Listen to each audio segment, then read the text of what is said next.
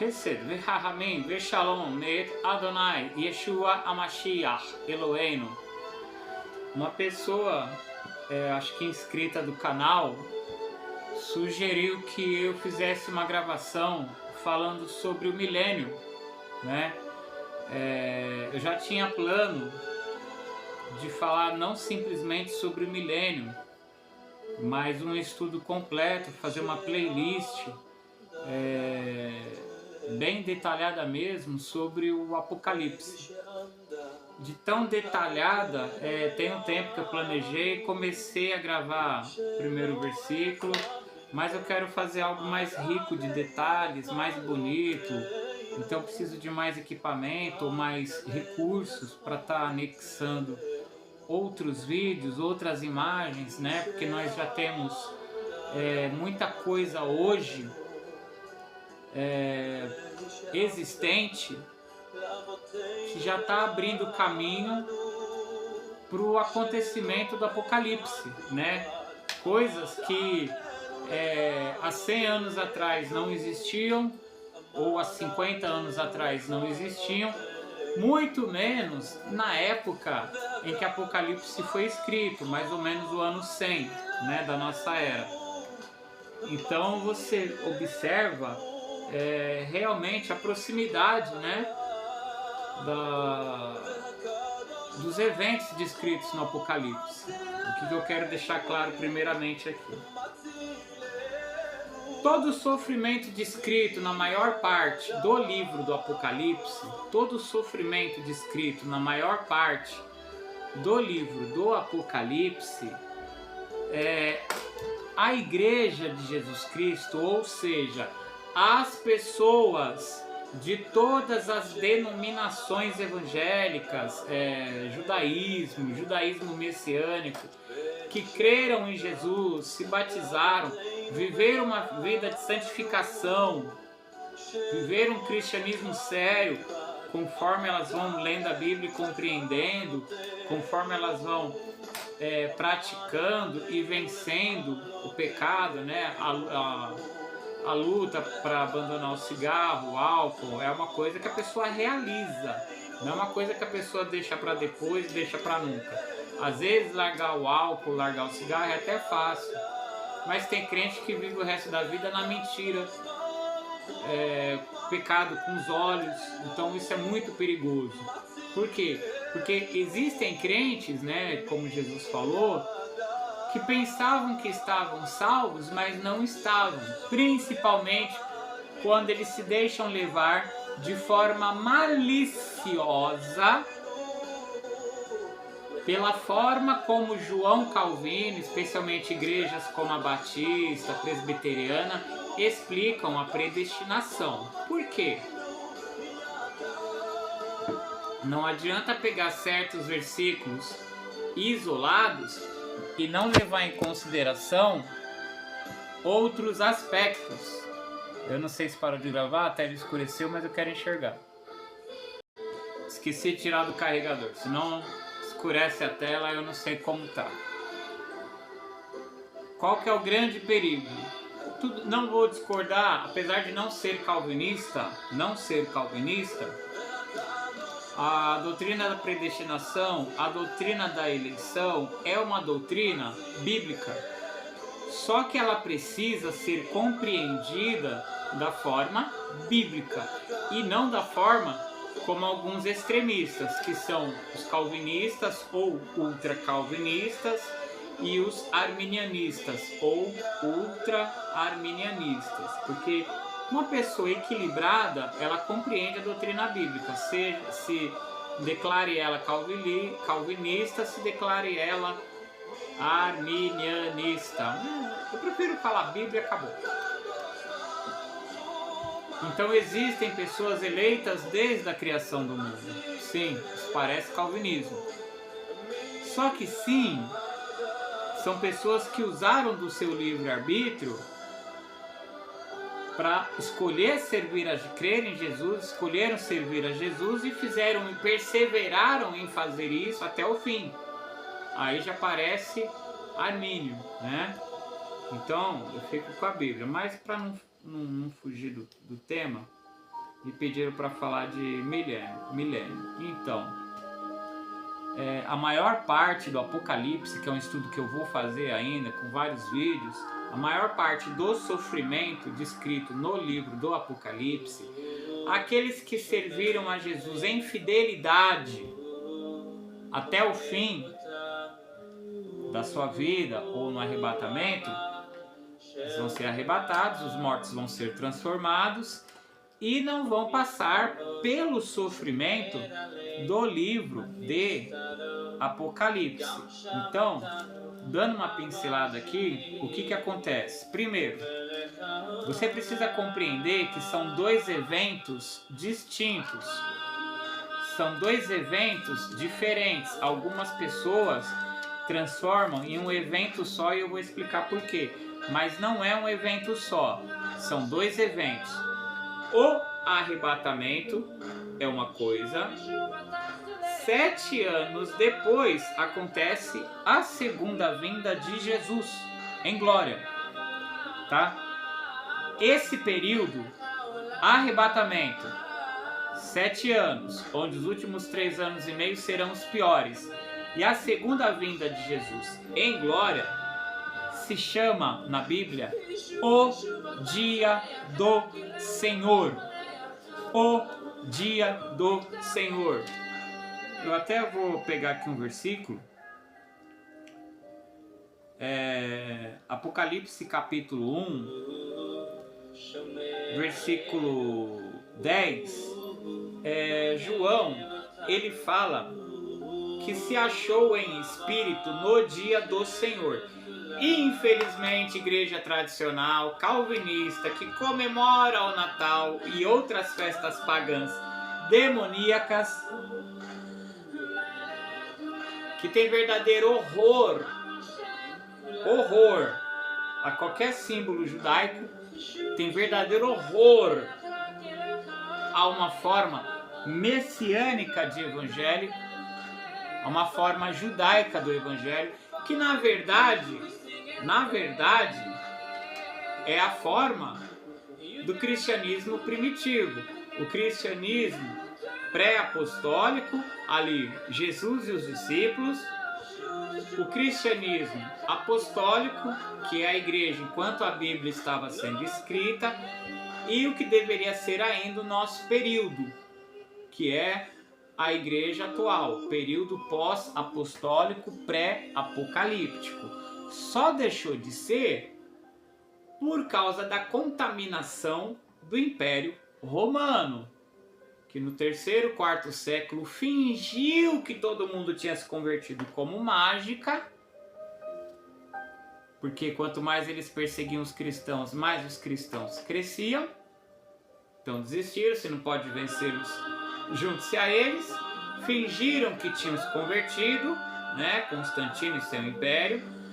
Aí pouco a pouco, séculos depois, foram pouco a pouco introduzindo heresias na igreja, até se tornar o que é conhecido como Igreja Católica, até se introduzir a chamada Era das Trevas, Era Medieval, onde vai ser proibida a leitura da Bíblia pelo povo, onde pessoas vão ser queimadas vivas, a bel prazer, né?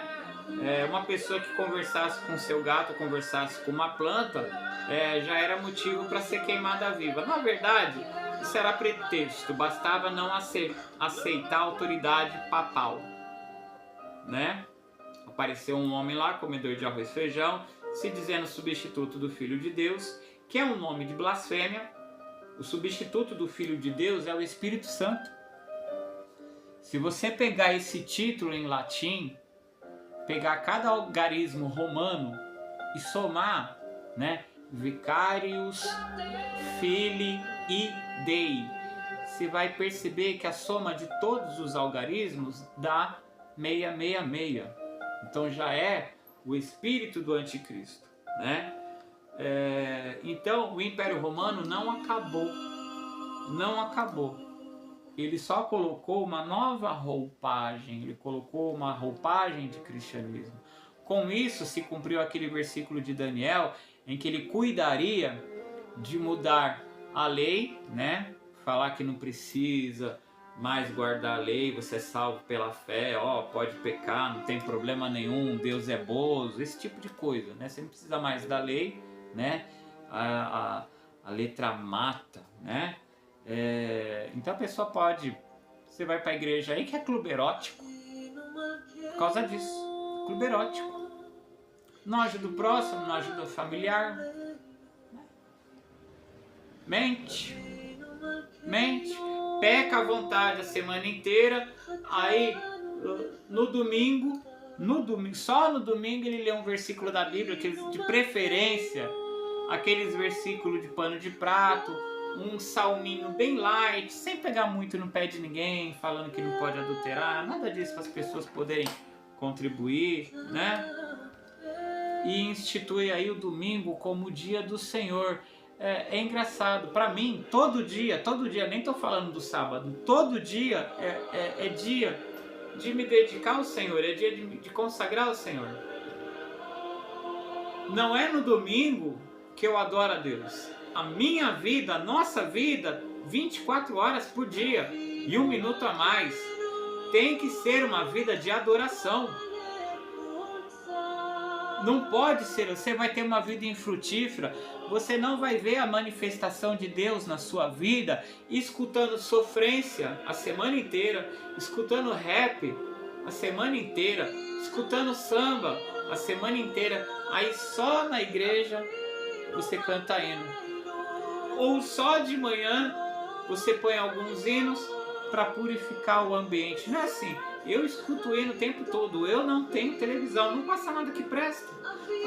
Tem canal evangélico, tem novela evangélica de pessoas maçom, seitas, tem mais pornografia que qualquer outra coisa, tem satanismo, então eu não aconselho a pessoa a ter televisão. E usar a internet com sabedoria. Não estou falando que eu não assisto televisão. Eu assistiria um telejornal, saber o que está acontecendo. Também se estiver fazendo cobertura de carnaval, por exemplo, essa época eu nem vejo nada, né?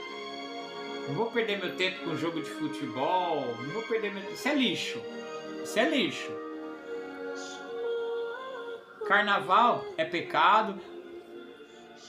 Desculpa falar, filho, Natal é pecado, é adoração pagã. Ano Novo a Janus é pecado, é adoração pagã. Páscoa com coelhinho. Então tudo isso gera um comércio. Então não.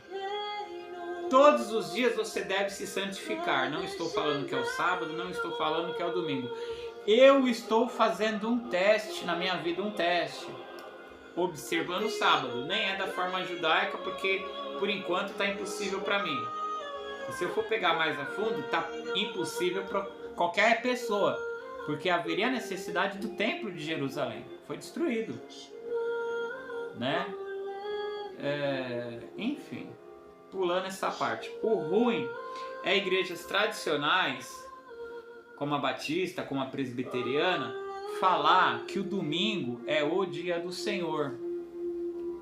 O dia do Senhor, na Bíblia, é um período de 7 anos que começa com o arrebatamento da igreja, tem os primeiros 3 anos e meio, onde surge um governador mundial único, tá? Vai fazer uma aliança com Israel, o templo vai ser reconstruído, os judeus que ficarem, né, que não são judeus messiânicos, nem são judeus ortodoxos piedosos, os judeus que ficarem, judeus de etnia, tá?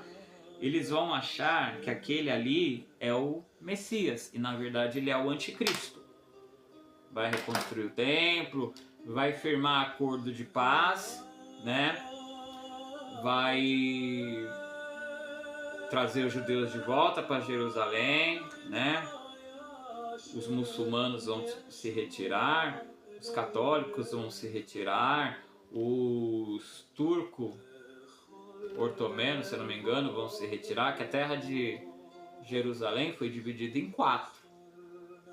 Igual o manto de Jesus na cruz foi dividido em 4, a terra de Jerusalém hoje está dividida em 4. Há uma parte dos cristãos, há uma parte dos judeus, há uma parte dos muçulmanos e há uma parte aí dos turcos otomanos, se não me engano, se é assim que pronuncia, né? E tem conflito constantemente aí, principalmente da parte dos palestinos contra os judeus, né? Que querem impedir, né? Aí Satanás usando, né? Para impedir dos judeus tomarem posse da sua terra. E também os judeus, alguns tentam se antecipar tomando posse de terras que vão pertencer a eles no milênio. Mas vamos lá, vamos abreviar. Os 3 anos e meio parece um tratado de paz. Vai ser estabelecido vai ter 144 mil judeus. Já estou falando uma breve do Apocalipse, mas vai poder dar um pano de fundo para o milênio.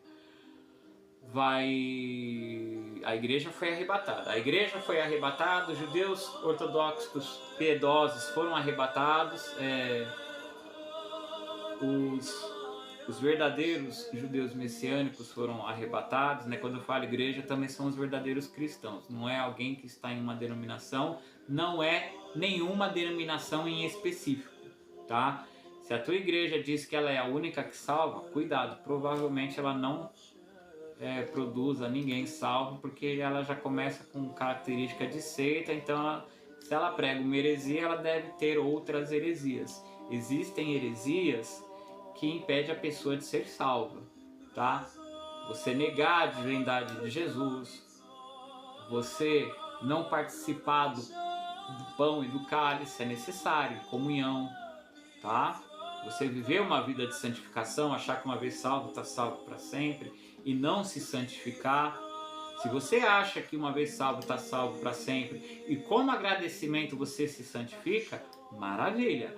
Se você é uma pessoa mal intencionada, a palavra certa é safada, viu? Se você é uma pessoa safada que peca de propósito porque uma vez salvo está salvo para sempre, surpresa, você nunca esteve salvo. Para você ter esse pensamento de oba, vou pecar, você nunca esteve salvo. Presta muita atenção, não se engane. Então, enfim, o dia do Senhor é esse período que começa com o arrebatamento. 3 anos e meio, primeiro, logo após isso, 144 mil judeus vão evangelizar, são judeus autênticos, não são testemunhas de Jeová, vão evangelizar para pessoas que nunca ouviram falar de Jesus. São os muçulmanos, algumas tribos indígenas, é isso. Essas pessoas que aceitarem, ou diante da opressão do anticristo, aceitarem a mensagem deles, o evangelho, elas vão ser mortas pelo anticristo, tá?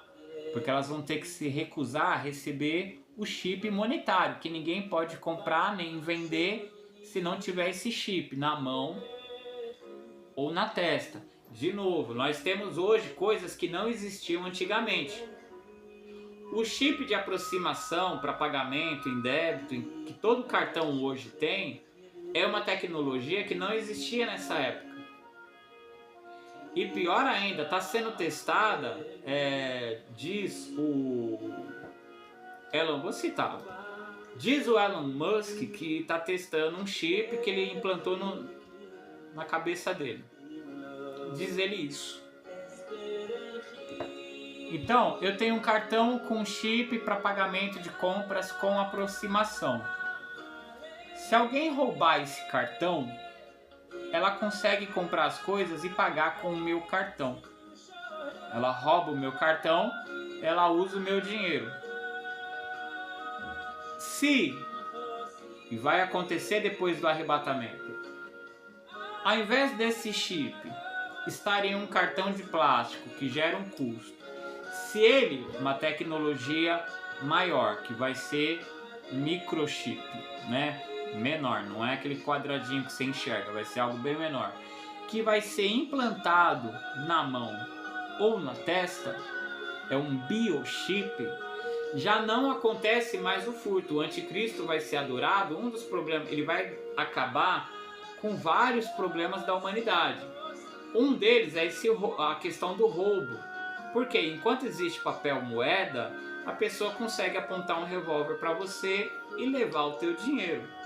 A partir do momento que deixa de existir papel moeda, é utilizado apenas um microchip que deve estar implantado na própria pessoa, na mão ou na testa.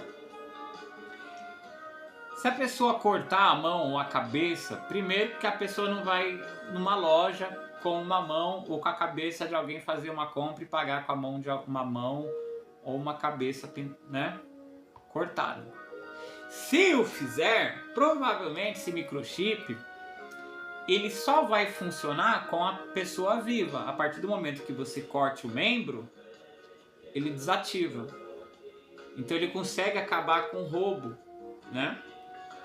Vai ter uma localização via satélite, ele consegue acabar com sequestro, né? O anticristo vai ser adorado, inclusive pelos judeus que ficarem, que eu não digo que são judeus ortodoxos, muito menos os judeus messiânicos, mas esses judeus liberais que vivem uma vida de pecado, que não querem saber da Torá, não querem saber do Tanar, não querem saber da lei de Deus, não querem saber da Bíblia, esses judeus vão ficar, tá? Os crentes, né, não falar, crente que não quis servir a Deus de verdade, agora enquanto tá tudo bom e maravilhoso, você não é perseguido nem nada no Brasil, o fogo do anticristo você não vai aguentar não, viu rapaz? Para ter o que comer você vai aceitar a marca, você vai adorar a imagem da besta, e nessa daí a pessoa que tem que receber o chip tem que jurar a adoração ao anticristo, tá? Essas pessoas vão ser atormentadas por toda a eternidade no inferno. Adorar é somente a Deus, Pai, Filho e Espírito Santo, tá? Então, os 144 mil vão pregar, para quem nunca ouviu, já informando que essas pessoas vão ter que derramar o próprio sangue, mas não receber o chip. Você observa em alguns caixas eletrônicos hoje, por isso que eu estou falando que tem coisa muito recente aí, por exemplo, Bradesco.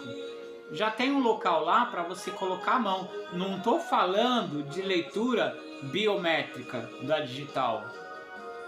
Tem um lugar para você colocar a mão para ele fazer a leitura do pulso. Ainda não está sendo utilizado.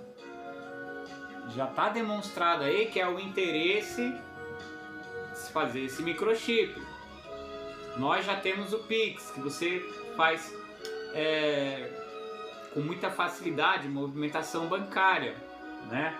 Não estou falando mal do Pix, não estou falando mal do Drex, mas depois do arrebatamento, que é só quem não aceitou Jesus, vai deixar de existir papel moeda. Então eu não tenho que me preocupar com Pix, eu não tenho que me preocupar com Drex, eu não tenho que me preocupar com caixa eletrônico, eu não tenho que me preocupar com cartão de débito, por aproximação, eu não tenho que me preocupar. A minha única preocupação tem que ser me arrepender dos meus pecados, aceitar Jesus, reconhecer Jesus como meu único Senhor, suficiente Salvador, e o servir, me batizar por imersão dentro da água em nome do Pai, do Filho e do Espírito Santo, e aprender cada vez mais sobre Jesus e praticar. Participar do pão e do vinho. Essa é a minha preocupação. Só. Todo mal, todo sofrimento, quem estiver salvo não vai passar. Os crentes que falam que a igreja vai passar pela grande tribulação estão pegando versículos que se referem aos judeus. Eles vão passar pela grande tribulação. E de novo, os judeus liberais, esses que vivem deliberadamente uma vida de pecado. Não são os judeus praticantes da sua religião, seja o judaísmo messiânico ou mesmo o cristianismo evangélico. Eles estão salvos. Então, o livro de Apocalipse, a maior parte descreve o sofrimento. Quando o apóstolo o apóstolo João, ele fala no capítulo 1, versículo 10, que ele se achou em espírito no dia do Senhor, não quer dizer que ele estava em êxtase num dia de domingo. Essa explicação batista, se duvidar presbiteriana, é por demais infantil, é por demais imatura. Para quem vive querendo ser superior aos outros, é tão ridículo quanto abrir a boca dia 25 de dezembro e falar que Jesus nasceu naquele dia. Tão ridículo quanto. Achei-me em espírito no dia do Senhor. Quer dizer que ele foi levado no tempo para enxergar as coisas que aconteceriam, para escrever. Ele antecedeu. Ele foi transportado no tempo. Ele viajou no tempo, em espírito, né? Em intelecto, em raciocínio, através do Espírito Santo, para que ele pudesse escrever o que ele viu, tá? Ninguém mais tem visão. Acabou a era dos profetas, acabou a era dos apóstolos, no ano 100. O que tinha que ser escrito já está escrito. O que tinha que ser revelado já está revelado. O que tinha que ser profetizado já está profetizado. Se chama Bíblia. Não caia no engano. Quem te mostrar a Bíblia como revelação, tá certo. Quem te mostrar a Bíblia como profecia, tá certo. Quem te mostrar a Bíblia como ensino, tá certo. Quem vier com sonho, com visão, cai fora. Cai fora que é cilada. Cai fora que é cilada do diabo. Então, versículo 1:10, João diz que Deus o levou para enxergar as coisas que vão acontecer nesse período de 7 anos. Arrebatamento da igreja, arrebatamento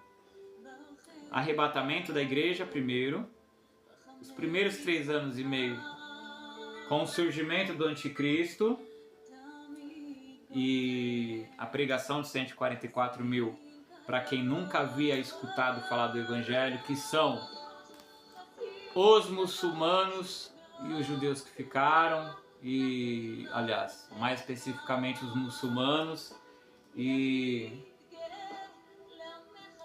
tribos indígenas, tá?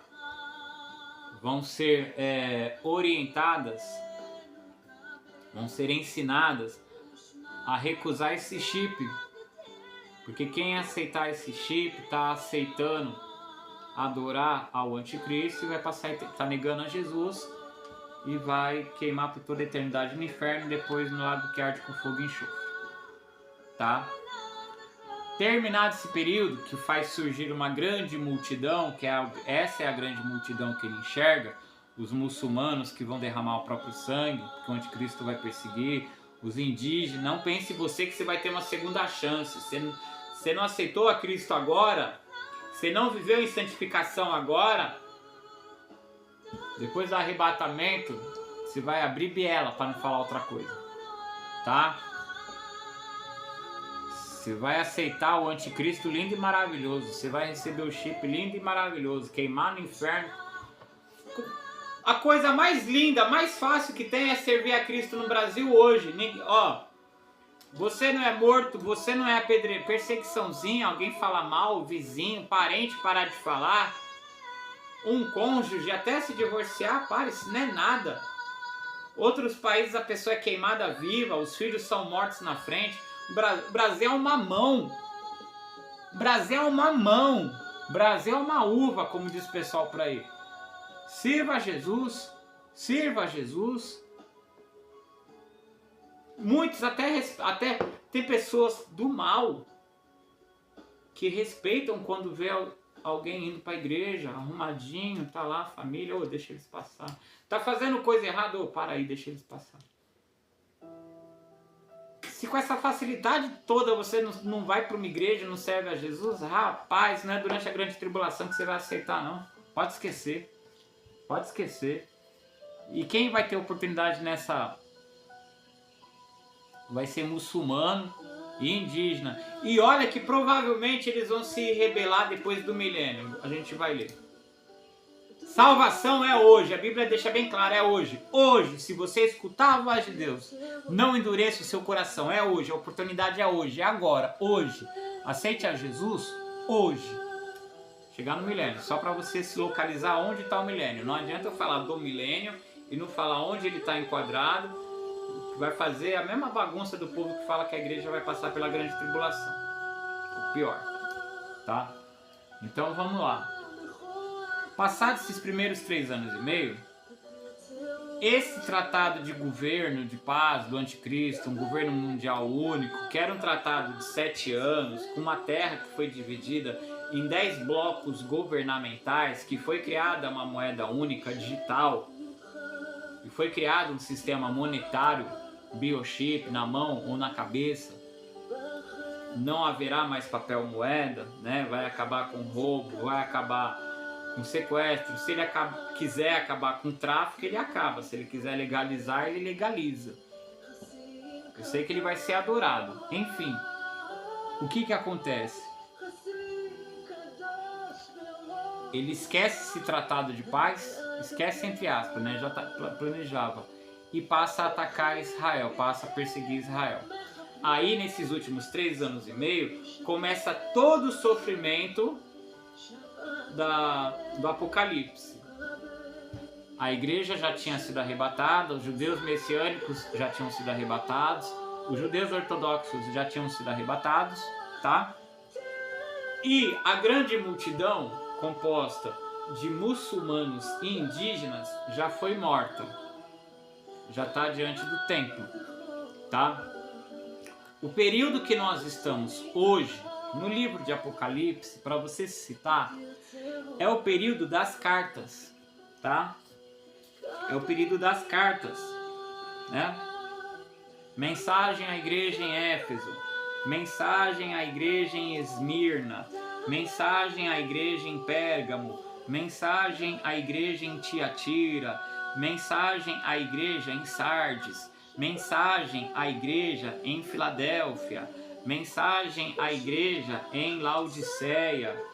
Cada uma dessas cartas deve ser lida de forma particular. Cada uma delas, ou melhor, todas elas, as 7 cartas, devem ser lidas por cada pessoa, como que falando consigo. Cada pessoa, eu tenho que analisar se aquilo se enquadra em mim e ver onde eu tenho que me corrigir. Se tem alguma parte boa que eu me enquadro, então Jesus está reconhecendo onde eu estou acertando e me incentivando a permanecer, tá? Esse é o período atual que nós estamos, os das cartas. Quando chegar o período pré-determinado por Deus para o dia do Senhor, vai acontecer. Primeiro o arrebatamento. Aí, o que acontece?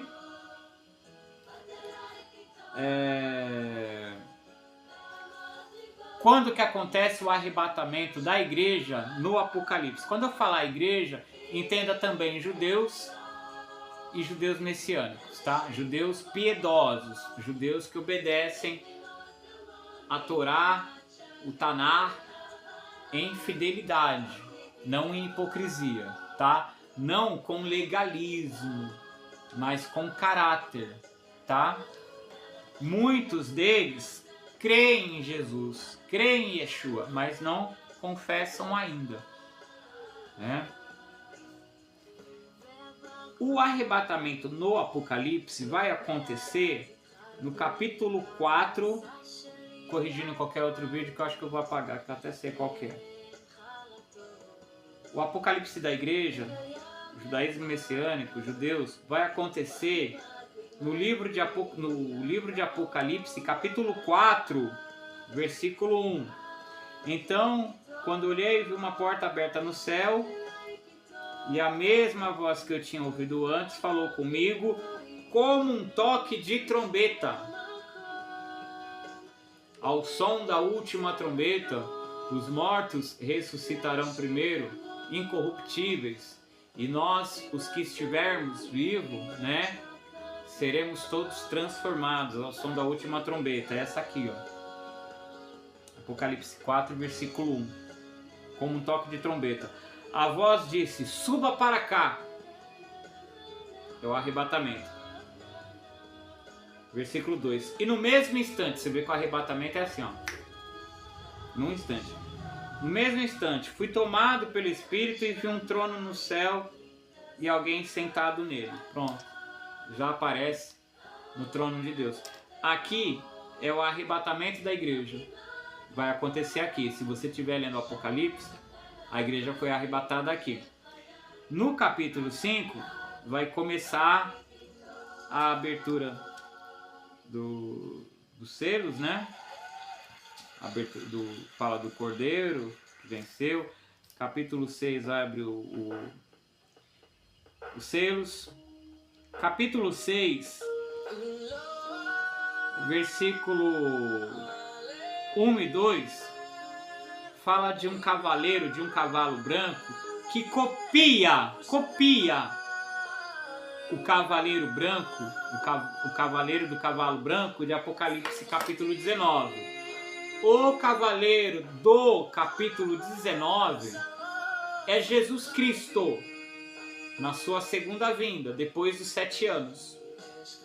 Esse daqui é o anticristo, que não surgiu ainda. Não fale que é ninguém que está aí. Tem vários detalhes sobre o anticristo que eu não vou entrar em questão agora. Tem que ter nascido ao norte de Israel, provavelmente não será casado, tá? Então não vem falar como é que fala? Presidente de país A ou B, que é o anticristo, ou só porque alguém que você não gosta é o anticristo, ou é o diabo. Para com isso, tá?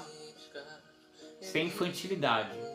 Leva as coisas de Deus a sério, porque esses serão julgados também. Os que falam coisas sem necessidade, palavras frívolas, tá? Pior ainda, usando a Bíblia, tá? Então, no capítulo 6 de Apocalipse, versículo 1 e 2, este cavaleiro aqui do cavalo branco é o anticristo. Ele recebeu uma coroa. Jesus Cristo tem muitos diademas, ou muitas coroas, né? Ele tem desde a eternidade. Esse daqui vai receber. Ele vai receber um governo. Os reinos deste mundo vão ser divididos em 10 blocos governamentais, tá? Ele saiu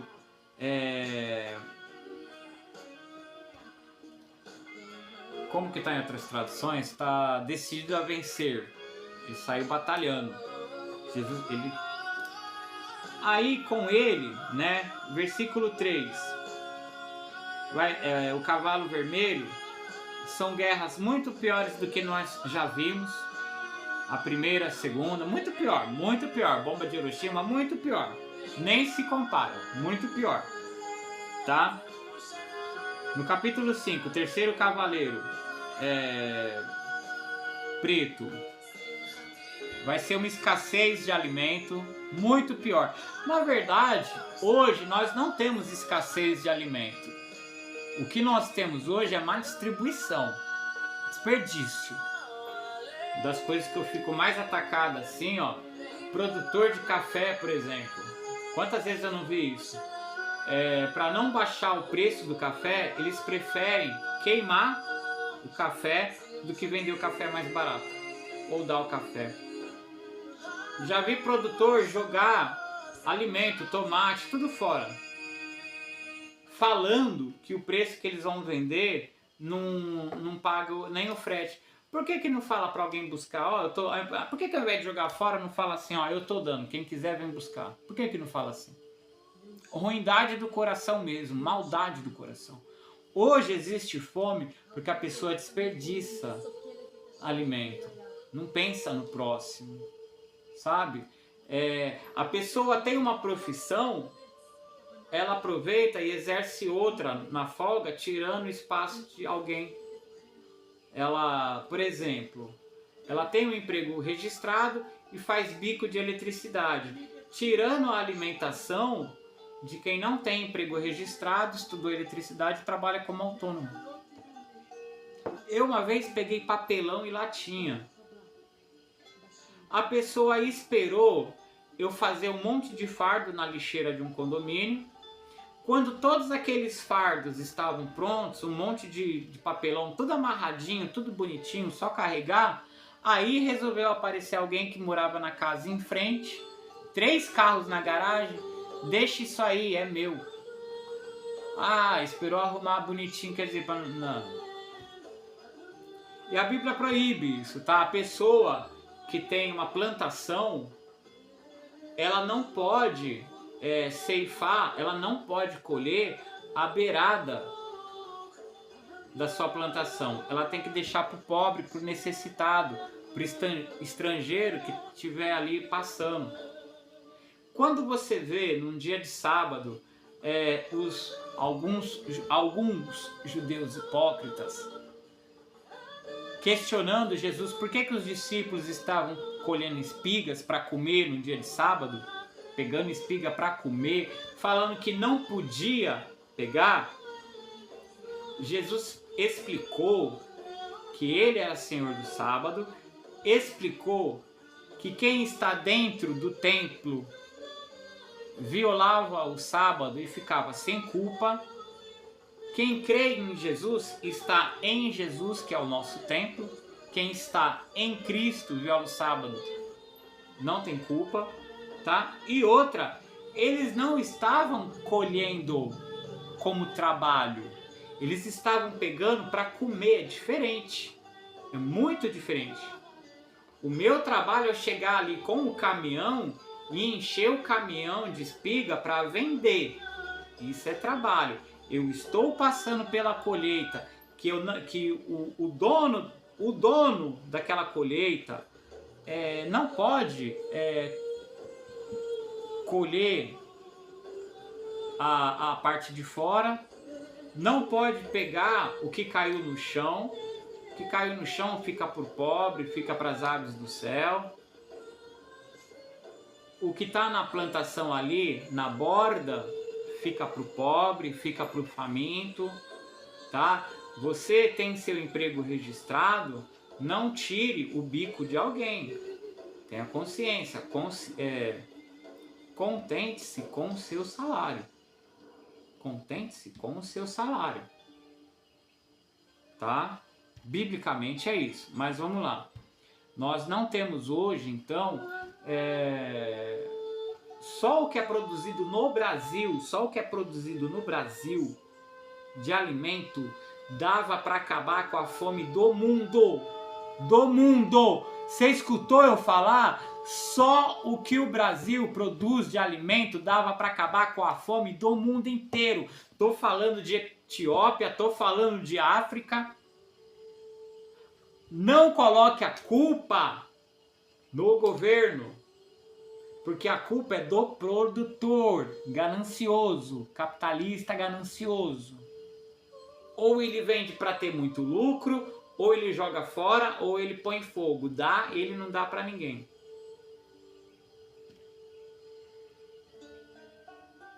Falta de Deus no coração. Qual o problema de dar para o pobre? O pobre não vai comprar só porque você não está dando. É igual um mendigo que chega no restaurante 4 horas da tarde, quando a pessoa está fechando, para pedir um prato de comida. Tudo bem, eu sei que mendigos moveram um processo na justiça depois, falar que passou mal. Aí hoje, infelizmente, realmente isso é um fato. Mas se não fosse por isso, seria melhor a pessoa dar o alimento para quem pede, distribuir, do que jogar fora, não é verdade? Pois muitos preferem jogar fora, infelizmente. Até tem seus motivos para jogar fora, como eu disse, né?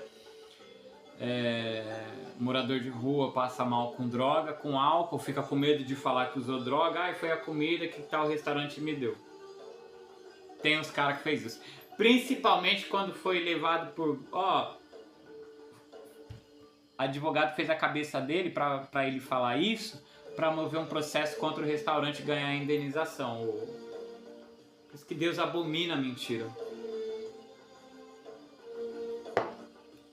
Cansei de ver restaurante que mesmo assim fala, vem aqui 3 horas quando a gente está fechando, vem aqui 3h30, vem aqui 4 horas, espera na calçada do outro lado da rua, espera, traz um pote sem incomodar ninguém, sem pedir dinheiro, para os clientes, sem brigar, sem beber, sem xingar palavrão.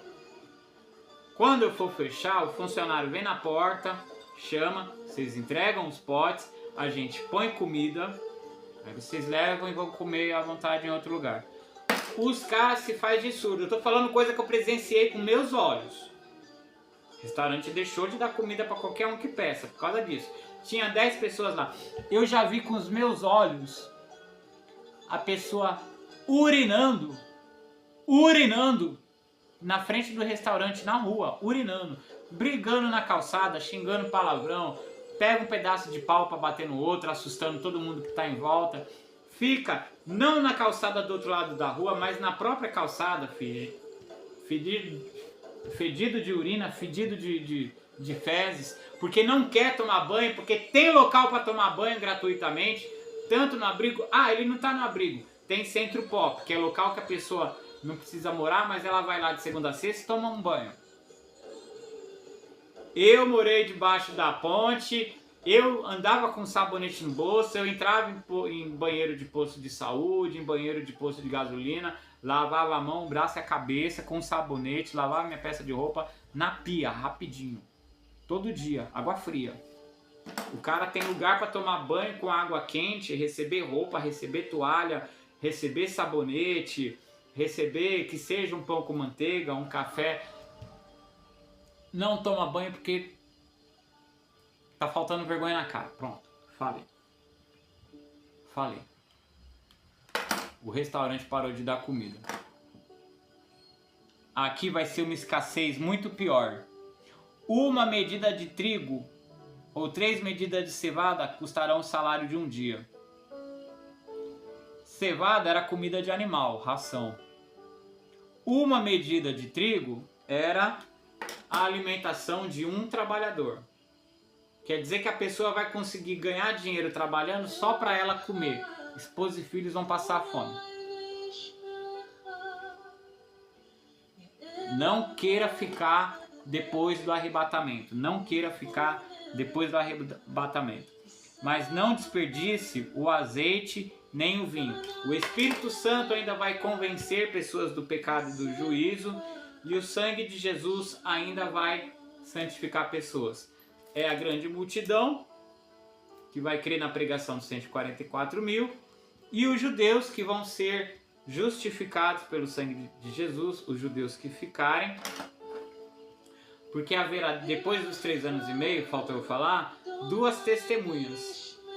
Enoque no poder de Moisés, falando às nações, que Jesus vai voltar, vai matar todo mundo, que eles vão para o inferno. Vai ser uma mensagem pesada, não vai ser gostosa não.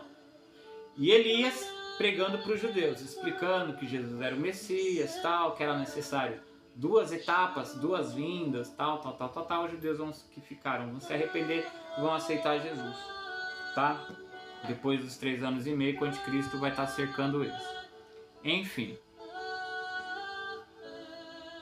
O quarto selo aqui, só para finalizar, um cavaleiro amarelo, morte terrível. Vai ter guerra, vai ter morte pela guerra, espada, pela fome, pela doença, né, das mortes, corpo. Morte assim a nível catastrófico. Inclusive vai ter catástrofes naturais, então vai ter muitos corpos a céu aberto durante a grande tribulação. Não queira ficar depois do arrebatamento. Não queira ficar depois do arrebatamento. Não queira ficar depois do arrebatamento. Não esquece que o sol vai começar a perder força, começar a querer se tornar uma gigante vermelha, a temperatura da Terra vai aumentar muito, mas você nem sonha. Há locais em que pessoas vão ser abrasadas vivas.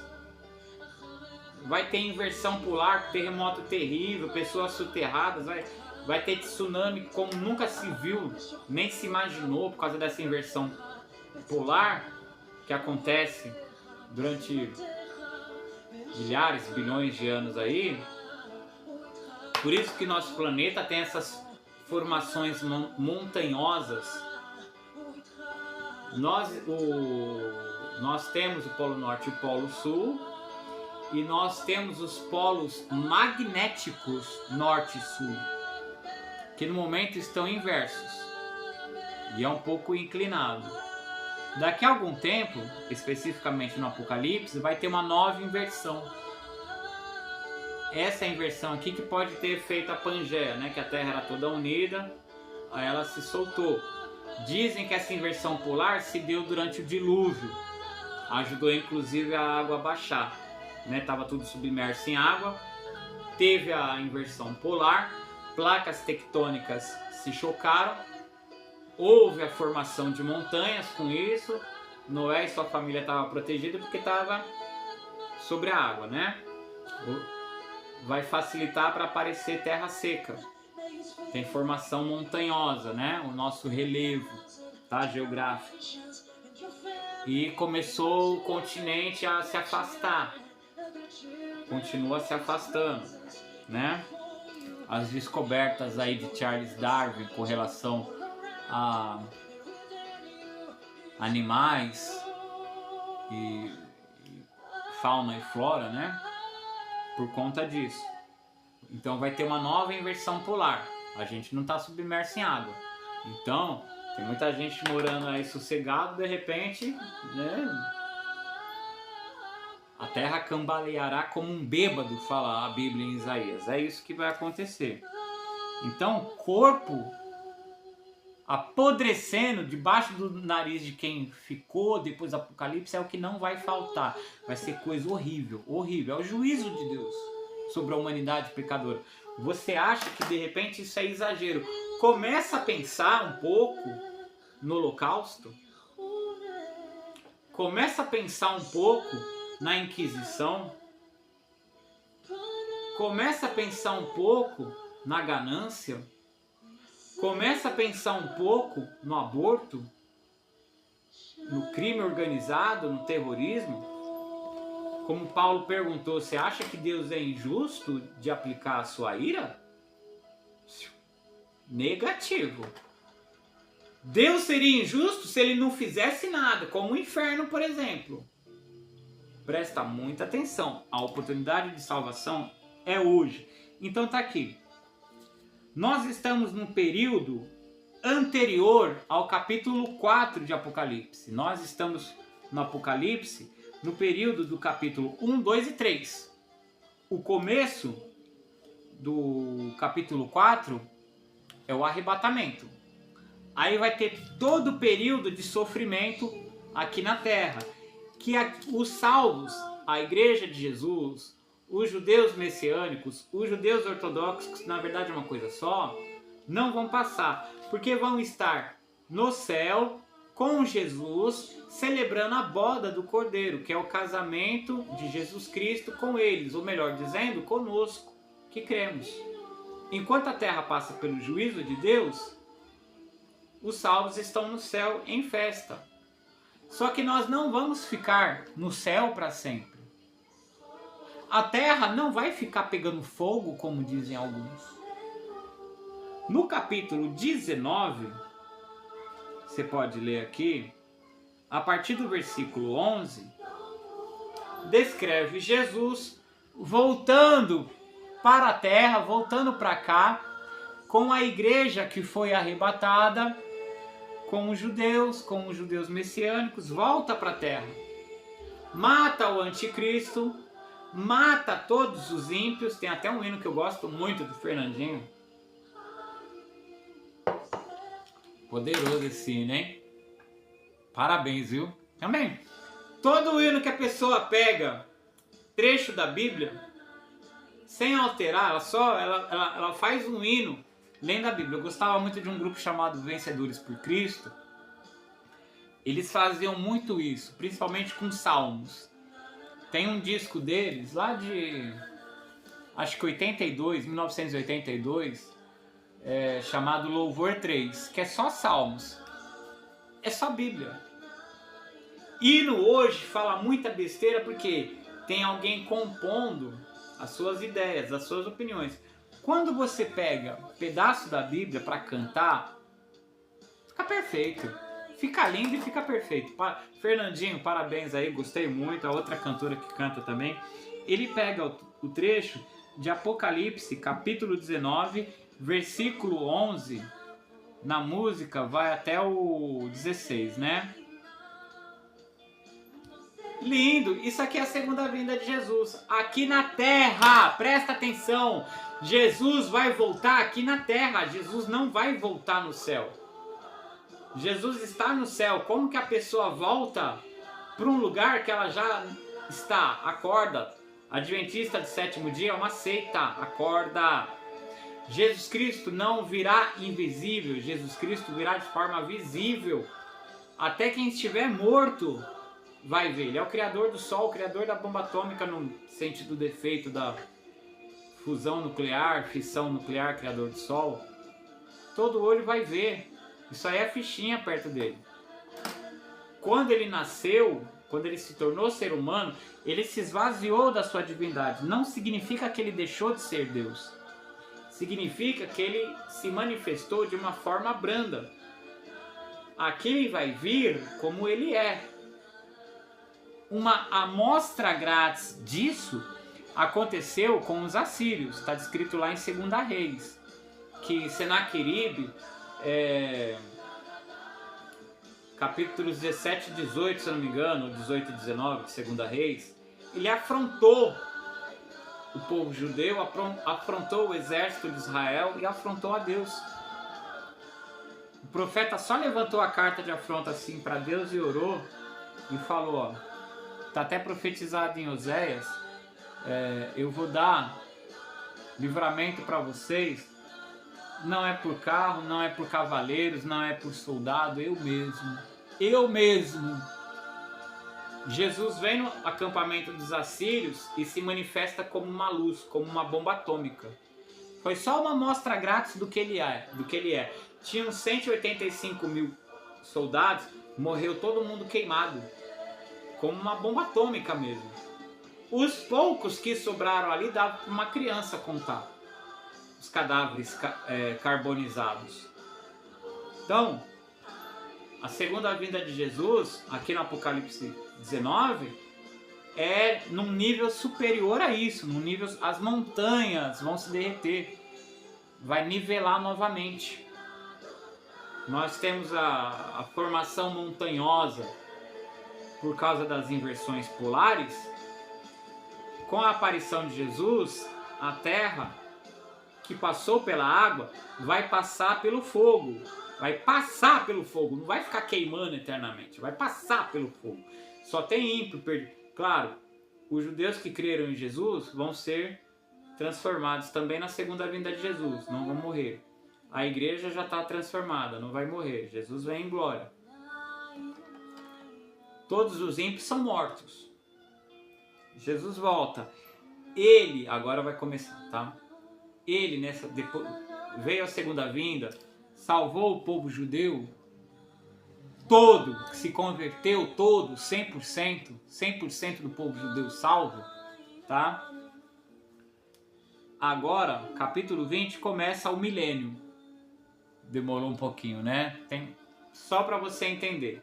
Passado o milênio, antes de explicar o que é o milênio, passado o milênio, que são literalmente 1000 anos, Satanás vai ser solto mais um pouco, que ele havia sido aprisionado no abismo, para início do milênio, vai ser solto novamente, e ele vai enganar as nações. Lembra daquela grande multidão que se convenceu de Jesus durante a grande tribulação? Eles vão se rebelar, os muçulmanos, a grande multidão, que reclama lá diante do trono, até quando, ó Senhor, nos julga, que João vê a alma deles, né? Até quando nos julga o nosso sangue? Aí é dado vestes brancas para eles e dito que eles aguardem mais um pouco, que tá chegando mais gente, a grande multidão. Vão se revoltar, vão cair na conversa de Satanás, vão querer atacar os judeus, a igreja, os judeus messiânicos que estão vivendo em paz no milênio ali. Vão querer atacar os judeus que estão vivendo em Jerusalém ali. Só que vai descer fogo do céu e vai consumi-los. Aí vão ser lançados no lago que arde com fogo e enxofre por toda a eternidade, né? Vai ter o julgamento do trono branco, que não é um julgamento de salvação, não é o tribunal de Cristo. Os mortos vão ser julgados pelo que estava um por um. Aqui já está na eternidade. Tempo aqui não é problema, já começou a eternidade, porque quando aparece o trono branco, a terra e o céu fogem de sua presença. Então, deixou de existir o fator tempo, o fator espaço. Os salvos estão transformados, não há mais necessidade disso. Então aqui, a linguagem é livro, né? Vai passar filme, tudo que você fez, tudo que você falou, tudo que você pensou, você perdido. Você vai ser condenado, vai ter um grau de tormento conforme aquilo que você praticou, né? Por toda a eternidade. Aí no capítulo 21, um novo céu e uma nova terra, depois do milênio, depois novo céu e nova terra. Nunca mais vai ter dor, nunca mais vai ter sofrimento, não é agora. O cristão sofre agora, o cristão fica doente agora, o cristão fica desempregado agora, sofre divórcio agora, mas nada se compara com a glória que há de vir. Por isso eu digo, sirva a Jesus hoje. Estou chegando no milênio, que eu vou voltar. Só para você saber. Aqui, tudo novo para todo sempre, né? Todas as pessoas ressurretas. E fala que não vai existir mais sol, não vai existir mais dia nem noite, mas que o Cordeiro vai ser a luz, né? Eu imagino, forma particular, eu imagino que vai ser uma nova criação, um novo planeta, redondo, igual o nosso, redondo, com certeza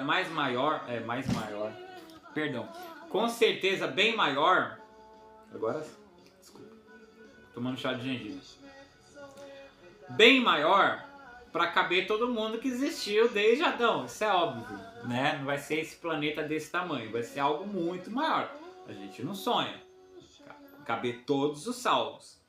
E eu acredito que assim como o nosso planeta atual, que é redondo, não é plano, é redondo, a gente habita do lado de fora dele, eu acredito que nessa nova terra, que é bem maior, nós vamos habitar do lado de dentro. Eu acredito assim. Jerusalém vai estar suspensa no meio, né?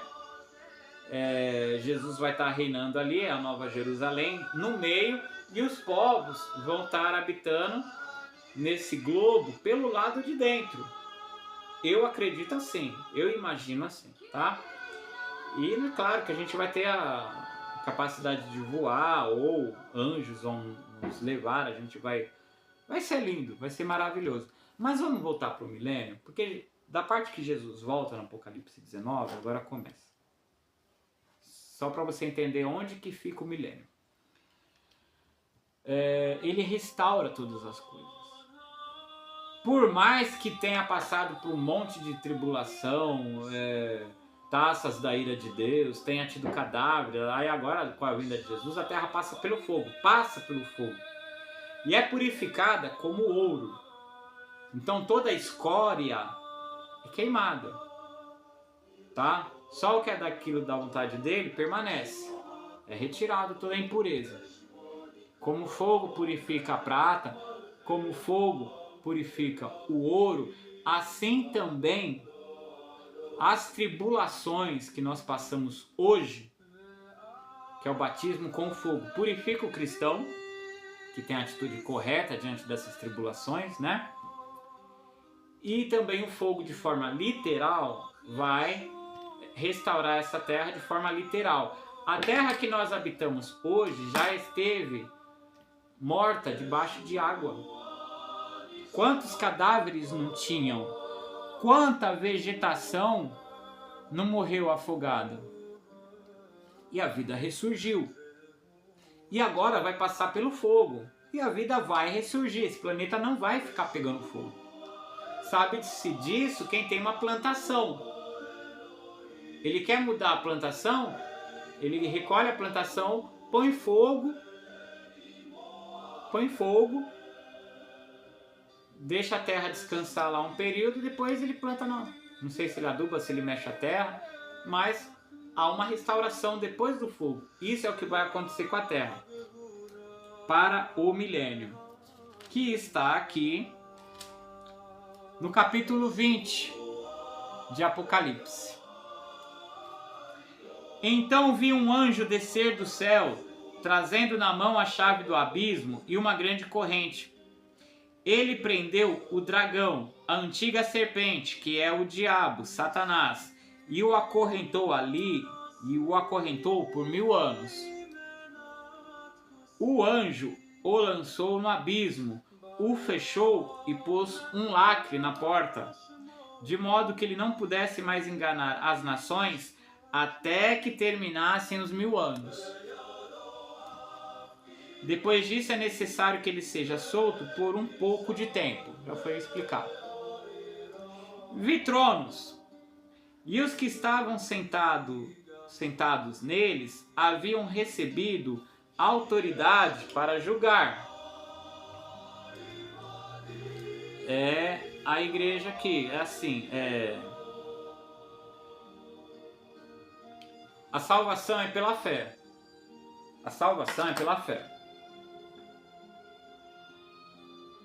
As obras, a santificação vai te dar uma recompensa. Quanto mais você se santifica, quanto mais boas obras você pratica, e nós fomos criados para as boas obras, elas não nos salvam, mas elas são uma característica da pessoa salva, é a consequência da salvação. E quanto mais você trabalha para o Senhor, seja entregando um envelope seja entregando folheto de evangelização, seja convidando a pessoa para a igreja que você vai, seja contribuindo com o dízimo e com a oferta, para que a igreja que você vai pague o aluguel, tenha um lugar para se reunir, pague água, pague luz, compre equipamentos de som, guitarra, contrabaixo, bateria, faça manutenção desses instrumentos, som, né? Pode pagar o salário do pastor, do bispo, né? Que vai se dedicar ao ensino, né? Melhor ainda se ele deixar de trabalhar e viver do dízimo e da oferta, quando ele se dedica ao estudo da Bíblia, né? Eu vou até citar aqui um pastor que eu gosto muito, da Igreja Caminho da Restauração, o pastor Isaías, e também o bispo Neto, lógico, vou citar eles. Eu quis me referir ao pastor Isaías porque ele estuda muito o hebraico. Eu gosto dessa troca cultural, né? Eu cresci no Evangelho, eu ouvi muito sobre o Evangelho, diversas formas de Evangelho, né? Mas eu gostava muito do povo judeu e conhecia muito pouco sobre o judaísmo. Hoje que eu estou começando a estudar, né? Eu tenho um apreço pelo povo judeu, né? Uma admiração pelo judaísmo. Eu não sou judaizante, mas eu volto. A origem do cristianismo é o judaísmo, não é festa pagã de Natal não, tá? Vocês que gostam de me criticar como judaizante, melhor ser judaizante do que ser um católico que não mudou muita coisa. Um católico que não... Piorou esses reformistas que batizam bebê. Misericórdia. Piorou. Misericórdia. Descobri que João Calvino batizava bebê. Rapaz, e você quer que eu aceito Bíblia que João Calvino? Então, quanto mais você faz para o Senhor, você recebe o famoso galardão, a recompensa, que é o quê? Reinar. Seja fiel no pouco, sobre o muito te colocarei. Aquela pessoa que, eu fumava todo dia, eu comprava um maço de cigarro. Meu maço de cigarro era R$5 do Paraguai. Dá para comprar 2 panfletos de evangelização por dia, que tal distribuídos? Não precisa ter carimbo de igreja, Jesus te ama. Aquela pessoa que está recebendo folheto, às vezes ela já recebeu vários e jogou fora. Mas chega uma hora que o sofrimento dela da vida, às vezes uma pessoa afastada, aconteceu comigo. Pega um folheto, às vezes ela jogou 100 panfletos fora a vida dela. Mas aquele ali, ela não aguenta mais o sofrimento dela, ela pega, ela lê, fala, ela tem uma ideia, que se você não desse aquele panfleto, ela não ia ter essa ideia, vou voltar para a igreja. Tô na rua, tô no álcool, tô na droga, vou parar e vou voltar para casa da minha mãe, vou voltar para casa do meu pai, vou fazer as pazes com a minha mulher.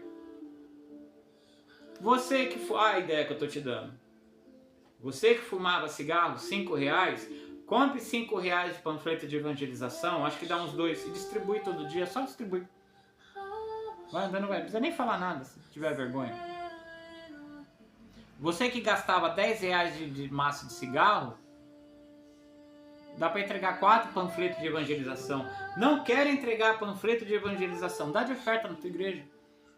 Se você considera a tua igreja uma igreja legítima, melhor, como eu gosto muito do Caminho da Restauração, acho muito bonito o trabalho deles, estou elogiando. Ajuda a expandir. Deus não precisa do dinheiro do dízimo e da oferta. Mas a igreja somos nós, o corpo de Cristo. Mas nós nos reunimos em um local. Eu quero ter um local para reunir com quem aceitar as doutrinas deste ministério. Preciso de um local, preciso de dízimo e oferta. Você vai gostar de chegar na minha igreja precisando de uma cesta básica e eu ter para dar. É dízimo e oferta. Então você que está numa igreja, pense quanto você gastava de bebida, pense quanto você gastava de cigarro, pense quanto você gastava de droga, seja feliz em ofertar, em ajudar a obra. Se você vê uma igreja verdadeira, ou compre panfleto de evangelização, você entregue. Cada coisa que você faz, você que ajuda a limpar a igreja. Você pode achar que isso não é nada.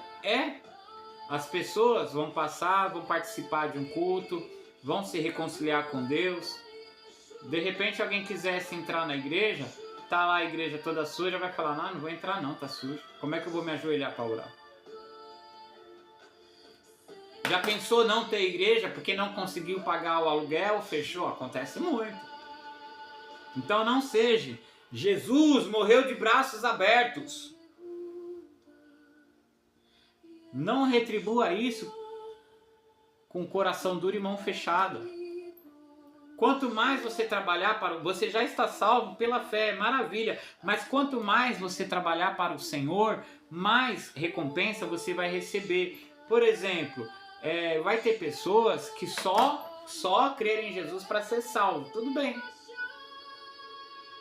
Você vai reinar sobre elas. Você vai reinar sobre elas. Porque na verdade é um governo que Jesus vai estar reinando. Vai ter datas para essas pessoas comparecerem diante de Jesus. Vão levar no milênio. Vão plantar, vão colher. Vão levar a colheita a Jesus para adorar. Você vai receber essas pessoas, você vai ajudar Jesus administrativamente. As datas, por assim dizer, né, que elas vão comparecer, Guarulhos vai comparecer tal dia diante de Jesus, Itaquá vai comparecer diante de tal dia. Então aquele que mais serviu vai ter uma organização aí, como os obreiros de uma igreja. Vai funcionar dessa forma. Vai funcionar dessa forma, né? Eu falei do Caminho da Restauração, tem o bispo, tem os pastores, tem os obreiros, assim. No milênio vai ter algo assim também, vai ter Jesus o rei, vai ter os 12 apóstolos, vai ter 12 profetas, e cada um vai administrando outros, que vão administrar outros, que vão administrar outros, que vão cuidar daqueles que só foram salvos, que só vão trabalhar e comparecer para adorar, sabe? Dentre eles a grande multidão. que aceitou a Jesus depois do arrebatamento, os muçulmanos, né? E depois vão se revoltar contra Jesus. No milênio vão estar só trabalhando. Quem mais servir, hoje, mesmo não precisando disso para a salvação, mais próximo de Jesus vai estar esse tempo todo. Porque você tem que prestar relatórios, né? Formalidade. Jesus sabe todas as coisas. Mas ele quer fazer algo que a pessoa participe agora e no porvir. Agora e no porvir. Jesus já reina na nossa vida agora. Quando eu não olho uma mulher que passa, isso é adoração. Quando eu só escuto música em casa, que é hino, que louva a Deus, isso é adoração. Quando eu só leio a Bíblia, ao invés de assistir televisão, isso é adoração. Quando eu só gasto meu dinheiro comprando comida e não bebida alcoólica, cigarro, isso é adoração. Quando eu não desperdiço o meu alimento em casa, quando eu divido o meu alimento com alguém que peça, isso é adoração. Quando eu ajudo um irmão necessitado da minha igreja sem que ele tenha que pedir, isso é adoração. Eu estou adorando a Deus fazendo isso. Adoração não é cantar hino, faz parte. Isso é louvor. Cantar hino é louvor. Louvor faz parte da adoração. Faz parte da adoração. Ser fiel, o homem, ser fiel à esposa é adoração.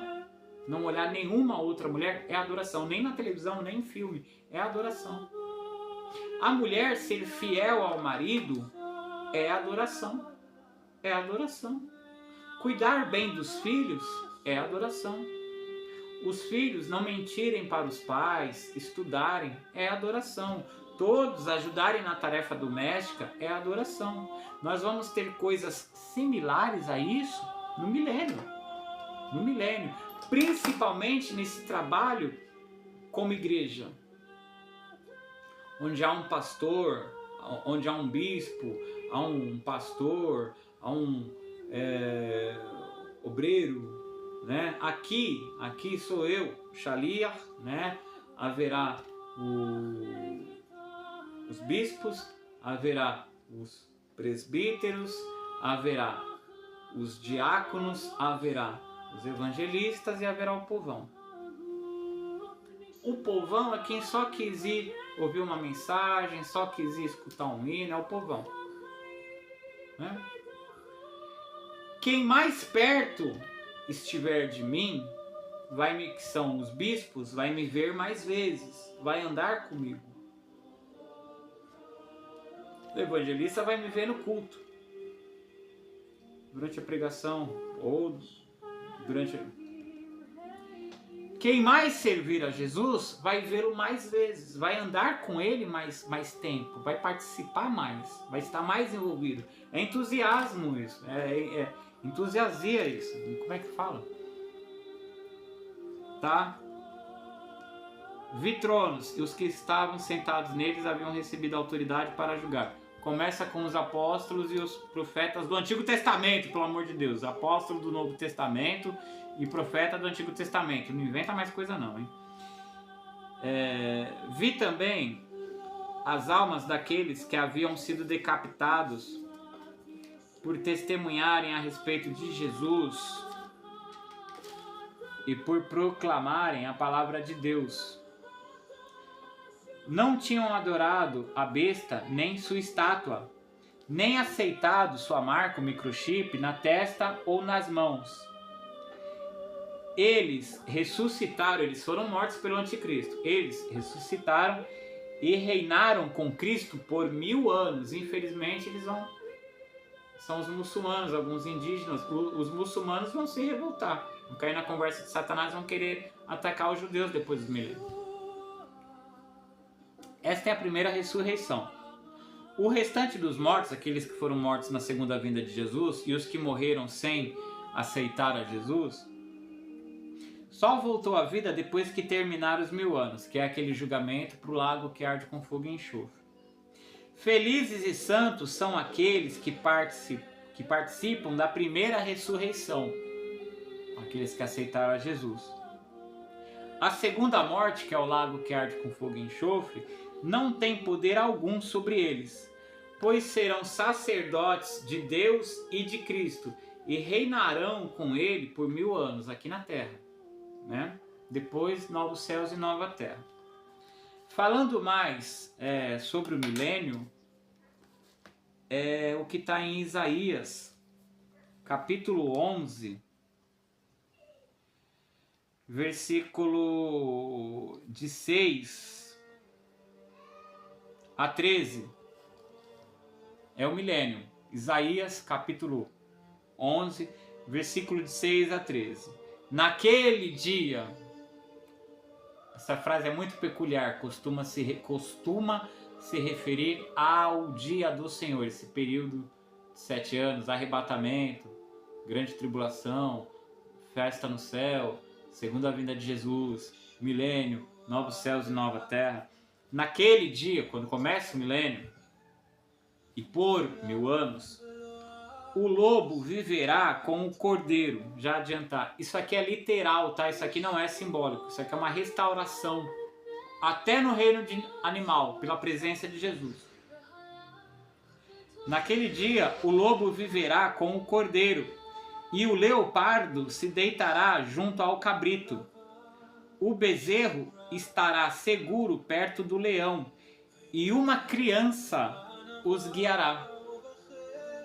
A vaca pastará perto do urso, e seus filhotes os filhotes dos dois descansarão juntos. O leão comerá capim, como a vaca. O bebê brincará em segurança perto da toca da cobra. Sim, a criancinha colocará a mão num ninho de víboras. Em todo o meu santo monte, monte de Jesus, né, reinando no milênio, aqui na terra, não se fará mal nem haverá destruição, pois, como as águas enchem o mar, a terra estará cheia de gente que conhece o Senhor. Não está se referindo simplesmente a um conhecimento teórico, que tem aquele que lê a Bíblia, ou um conhecimento de relacionamento, que é o que Deus quer, através da pessoa que se santifica, tem o Espírito Santo vivendo dentro de si, faz a aspersão do sangue de Jesus, participando do pão e do vinho, se arrependendo dos seus pecados, conforme pecar sem querer, né? Enfim, ela tem uma comunhão íntima com Deus, através do Espírito Santo. As suas decisões são guiadas pela palavra de Deus e pela orientação do Espírito, que veio habitar nela, colocando a lei de Deus na sua mente e no seu coração. Na sua mente quer dizer que eu leio a Bíblia, compreendo, raciocino aquilo e não esqueço mais. Eu posso até não achar o versículo, mas eu lembro que diz assim, assim, assim. E escrito no coração significa que não só eu sei o que eu tenho que fazer, não só eu sei o que eu não posso fazer, não devo fazer, como eu também tenho prazer nisso. A lei está impressa agora não numa tábua, não em pedra, mas ela está impressa na minha mente, no meu coração. Vários vídeos eu falei alguma coisa sobre Pentecostes, faltou esse detalhe. Pentecostes é uma palavra que significa 50, que é uma contagem de 50 dias depois da Páscoa, que conta uma festa judaica chamada de Shavuot. Foi nessa festa, ali em Atos 2, que o povo estava reunido e desceu o Espírito Santo. Houve o falar em outros idiomas humanos, que é o cumprimento de uma profecia, que é um tapa na cara do judeu. A Bíblia sendo anunciada em outro idioma, porque para o judeu só a língua dele é sagrada. Tanto que eles não gostam da pronúncia Jesus, porque é um nome grego. deriva do grego. Quem reconhece a Jesus o chama de Yeshua, que é a origem hebraica do nome Jesus. Não é Yahshua, não é Yahushua, essas pronúncias não existem. E eles apresentam a você 5 letras, aquelas 5 letras é Josué, Yehoshua. O nome de Jesus não vem de Yehoshua, o nome de Jesus vem de Yeshua. E Yehoshua significa que Jesus salva. Yehoshua, esse nome está perto do nome Oséias, Oshea. Se escreve Yehoshea. Yehoshea é Yoshua. O hebraico não tem vogal, é somente consoante. Então, aquele nome de 5 letras que eles apresentam não é Yahusha, não é Yahushua, é Josué. Josué está mais próximo do nome Oséias. O nome de Jesus não tem aquelas 5 letras. Está fora da sequência, inclusive. É parecido, mas não é. O nome de Jesus deriva de Yeshua. Yeshua significa salvação. Salvação. O nome que está mais próximo do nome Yeshua em hebraico é o nome Isaías. Yeshaya. Isaías. A salvação do Senhor. A salvação do Senhor. Jesus é o próprio Senhor. Jesus é a própria salvação.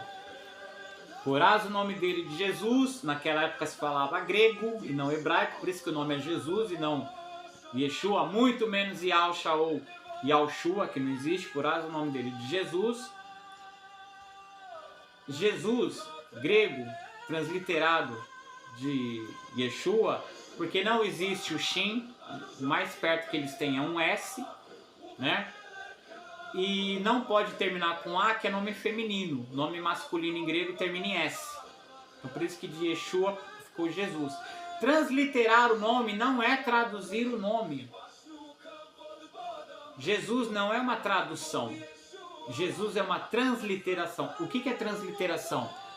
O nosso alfabeto são essas letras? O nosso alfabeto não é essas letras. Yud, Shin, Vav, Ain. O nosso alfabeto não são essas letras. O nosso alfabeto é Y, S, V. Eu preciso pegar o som produzido por esse nome hebraico, que é escrito com letra que não tem no meu alfabeto, escrever a pronúncia dos judeus com a letra deles, escrever com as minhas letras. Isso é transliteração. Aí eu vou lá no papel e escrevo Yeshua. É a mesma pronúncia, mas eu não estou escrevendo mais em hebraico. Yud, Shin, Vav, Ain. Eu estou escrevendo com as letras do alfabeto usado inclusive por nós. Y, E, S, H, U, A. Estou escrevendo a pronúncia com as minhas letras. Isso é transliteração. O nome Jesus não é tradução. O nome Jesus é transliteração. Para aqueles que falam que nome não se traduz, caiu por terra. Jesus não é tradução. Se fosse para traduzir o nome do Messias, o nome seria salvação. Aí é tradução. Aí é tradução. Yeshua, Jesus, salvação. Isso é tradução.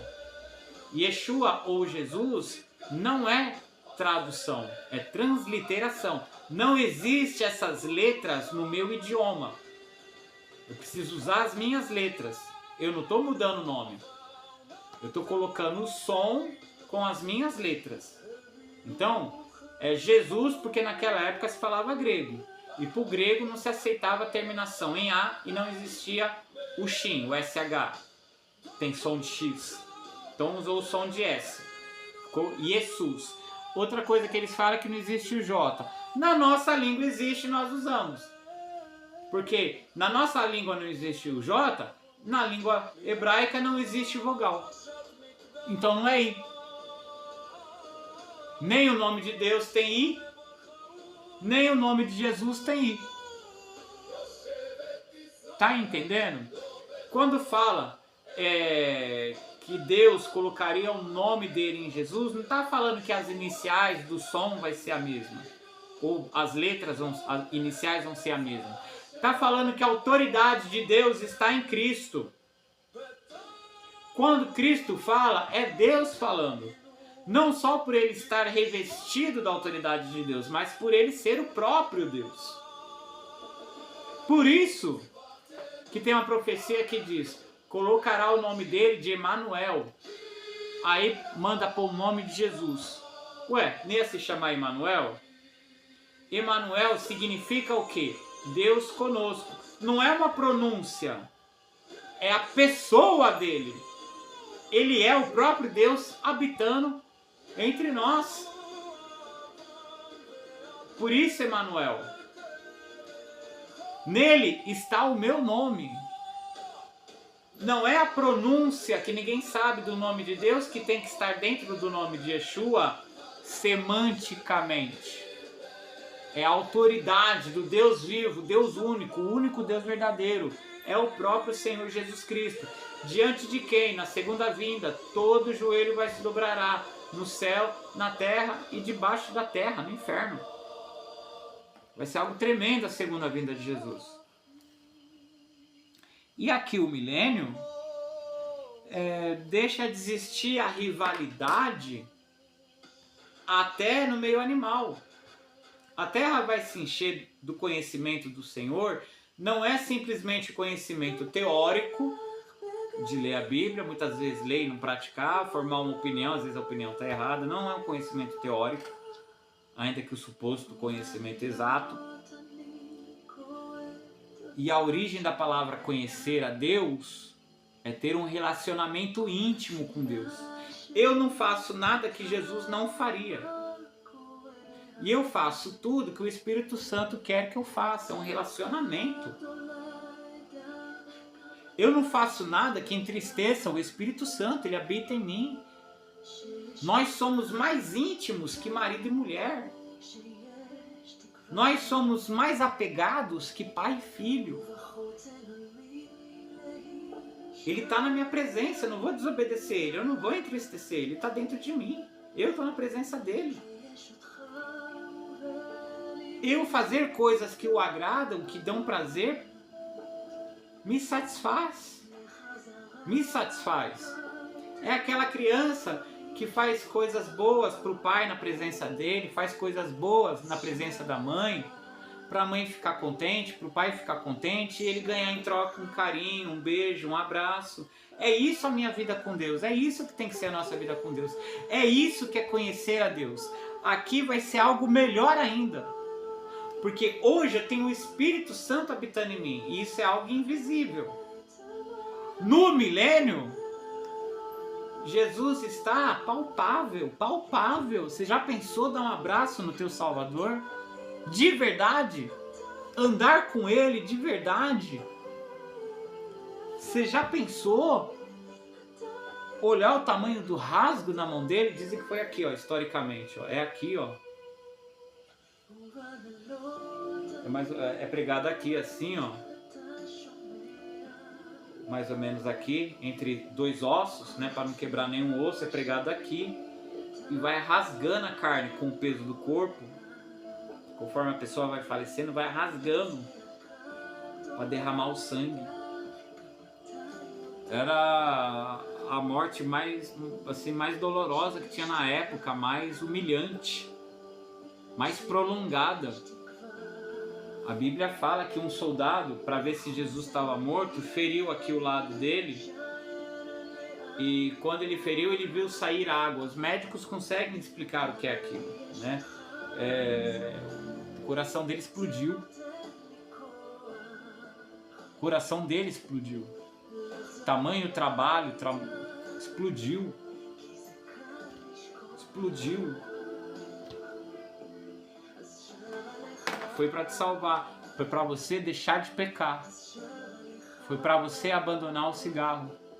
Foi por causa do cigarro, foi por causa do álcool, foi por causa da droga, foi por causa da mentira, foi por causa do adultério, foi por causa de se aproveitar de irmãozinho, foi por causa de querer se aproveitar de empregado, foi por causa de querer se aproveitar de pessoas necessitadas, situação de vulnerabilidade social. Você tem que abandonar o pecado. Jesus vai virar para a pessoa que peca propositalmente dentro de igreja, dá o dízimo, tem a cabeça alisada por pastorzinho: nunca te conheci, afaste-se de mim, você que pratica iniquidade. Iniquidade é o pecado praticado de propósito, achando que é só pedir perdão depois. E o arrependimento? Quem falou que o perdão vem mediante pedir perdão? O perdão vem mediante me arrepender, pedir perdão e mudar de atitude. A ênfase, me arrepender, não é só chegar e perdão, né? Tem gente brincando com Deus, nem sonho. Eu vou nem perder mais tempo falando de calvinista, de tradicional. Vou nem perder mais tempo lá. Nós vamos estar com Jesus de verdade. Você quer? Sirva a Jesus, se santifique. Eu quero. E o tempo que eu não tiver com Jesus? Vamos dizer assim, Jesus está ocupado, porque está no corpo físico. Tem Moisés para conversar, tem Elias. Tem um monte de dúvida que eu quero tirar com Jacó, com Isaac, com Abraão, com Adão, puxar a orelha dele. Será que ele vai estar lá?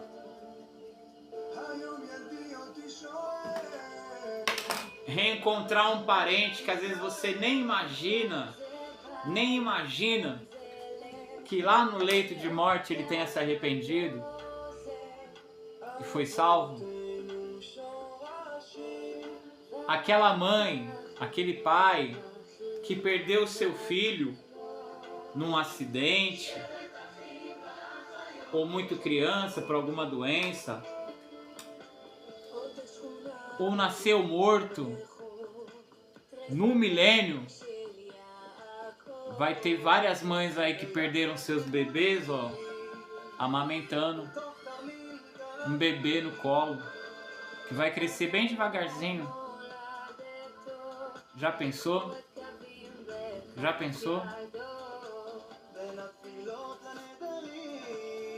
Pessoas que sempre quiseram ter um filho, eram estéreis, não puderam ter filho, serviram a Deus, mas viveram uma certa tristeza, porque queria tanto ter um filho e não teve filho. Aí tem aquela pessoa que foi pro inferno, que tinha capacidade de ser mãe e abortou. Eu imagino Jesus fazendo um milagre, aquela alma ali, ó, no teu ventre, para você experimentar. Eu imagino isso. Você experimentar uma gestação. Eu imagino meu gatinho que foi morto envenenado porque não gostavam de mim. Algum gatinho que morreu no acidente que você gostasse, um cachorrinho. Eu imagino Jesus ressuscitando e trazendo para você. Eu imagino, particular, eu imagino. A Bíblia não diz, a Bíblia não nega também. Jesus ressuscitando os animaizinhos que a gente gostava e a gente poder desfrutar com eles. Ou o milênio e a eternidade, eu imagino. Eu creio na bondade do meu Senhor. Eu convido você a procurar na lista de vídeos um vídeo mais ou menos chamado Os Animais São Almas e Devem Ser Bem Cuidados, alguma coisa assim, falando de pet. Assista esse vídeo, que eu mostro na Bíblia a importância que os animais têm para Deus. Não são inferiores aos seres humanos. Nós devemos cuidar, nós devemos proteger. O milênio vai ser lindo. E o novo céu e a nova terra, melhor ainda, você poder reencontrar pessoas que você amou, você poder reencontrar, eu acredito, bichinhos de estimação.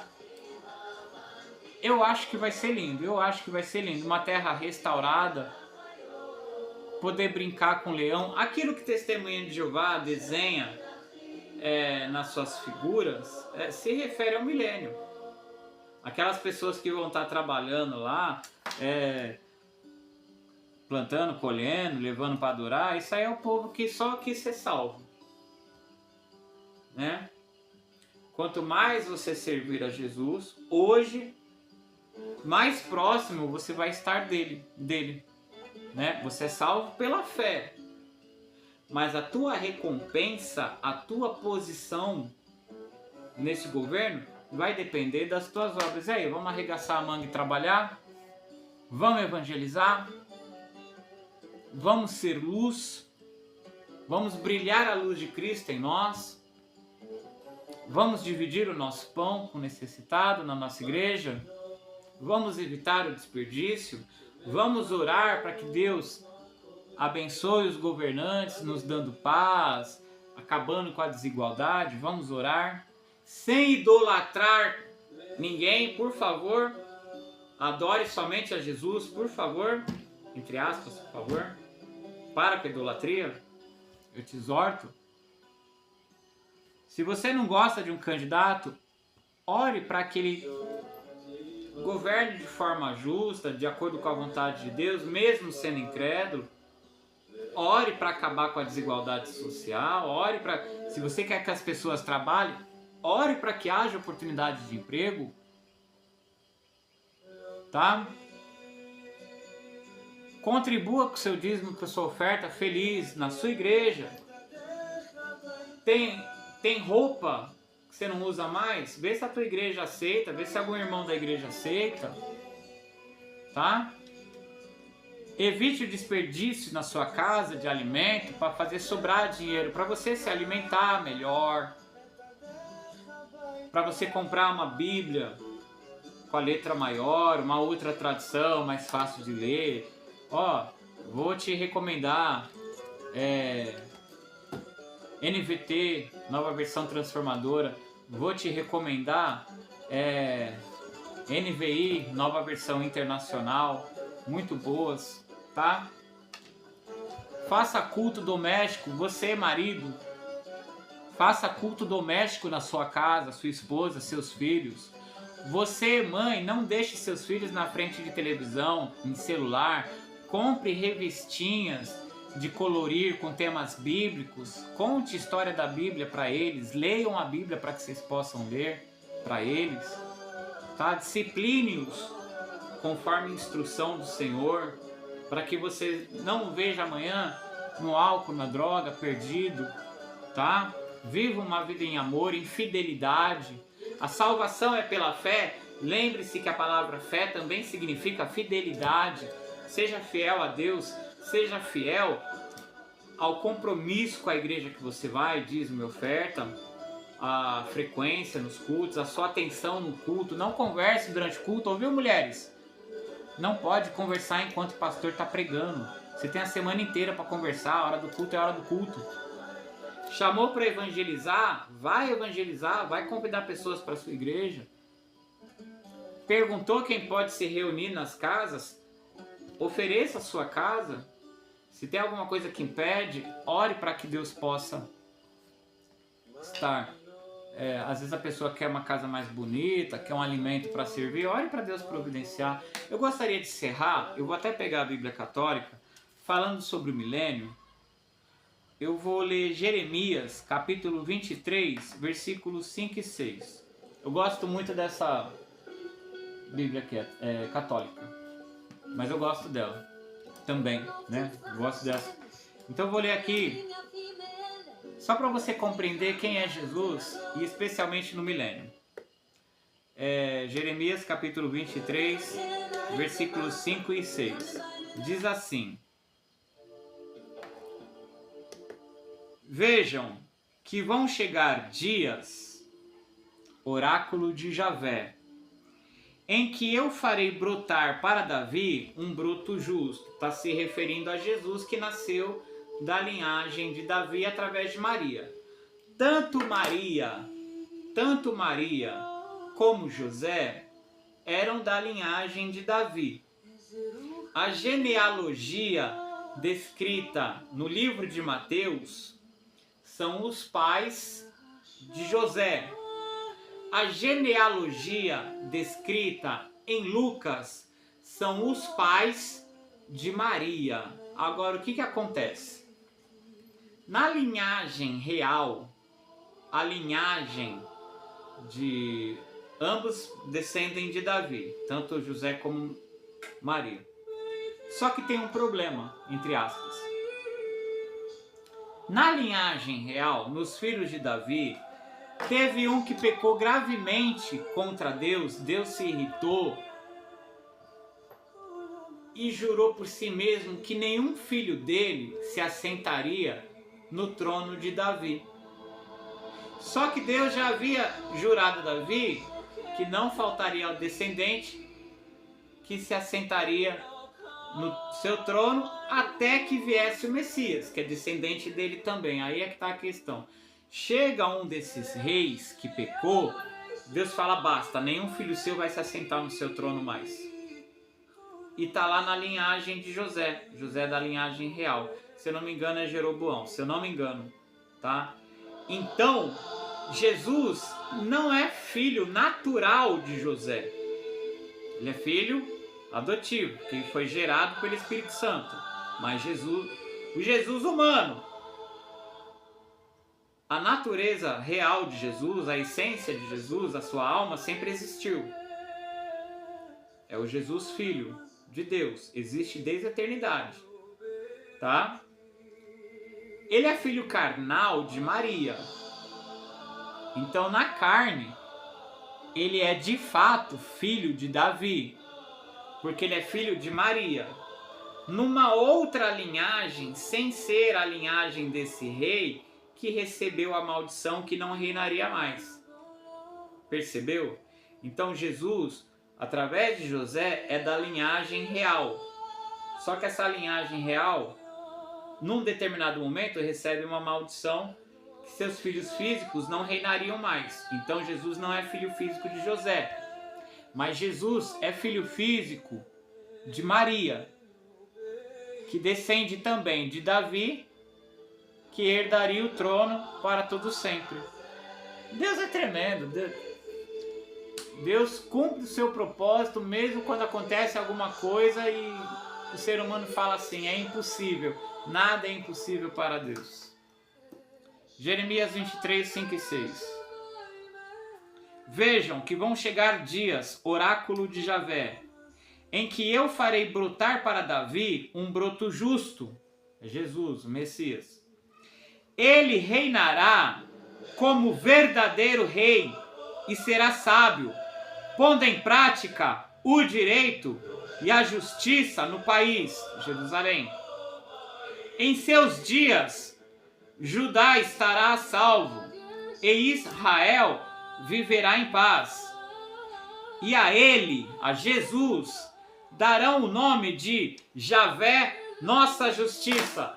Os judeus, no milênio, todos, sem faltar nenhum, vão reconhecer que Jesus Cristo é o único e verdadeiro Deus, Javé, ou Jeová, como dizem alguns, para a honra e glória do Deus Pai. Isso está lá na Bíblia das Testemunhas de Jeová, tá?